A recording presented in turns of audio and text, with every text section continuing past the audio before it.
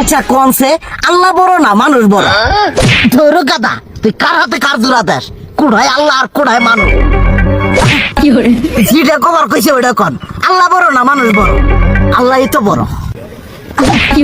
আল্লাহ বড়, তাহলে আল্লাহর কথা না হই না মানুষের কথা শুনেন কে? কি কইতাছস? কি আর আল্লাহর কথা মানে না মানুষের কথা মানে? হ্যাঁ, কি আর মানুষের কথা শুনেন তাই না? আমনে যে ওই দিনকে ডায়াবেটিসের রোগ নিয়ে যে হাসপাতালে গেলেন, ডাক্তার আপনারা কত কিছু খাবার না করলো, সব কিছু না খাই এখন চলতেছেন। তাহলে আল্লাহ যে আপনারা কইছে যে হারাম খাবার না, সুদ খাবার না, কই আপনি তো কাম কাজ বাদ দিয়ে এলাকার আমাদের টাকা পয়সা না গায়ে খালি ওইলে দিয়েই খান, নিজেরা টেও হালাল ভাবে কামাই করেন না, ওই সুদও তো না কয়টা টিয়া করে লাভ আহে ওইলে দিয়ে দিয়ে চলেন আর পেটা বড় বানাইছেন।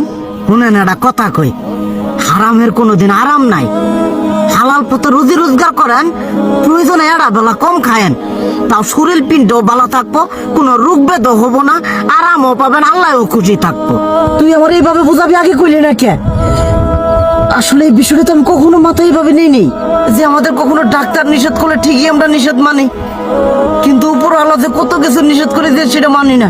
আর এই যে হারাম পথে টিয়া পয়সা কামাই করতেছেন, শরীরের মধ্যে দুনিয়া রোগ বেত হয়েছে, দেখা যাইতেছে যা টিয়া হারাম পথে কামাই করতেছেন তার তো বেশি টিয়া মনে করেন জ্বলে যাইতেছে গা বেশি। আজকের পর থেকে আমি আর এই হারাম সুদ খামো না, আমি হালাল পথে চলবো, হালাল টাকা পয়সা ইনকাম করবো। এতে করে যদি একবেলা কমও খাইতে হয় তবুও খামো, তবু আমি আর এই হারাম পথে চলবো না। আচ্ছা ঠিক আছে।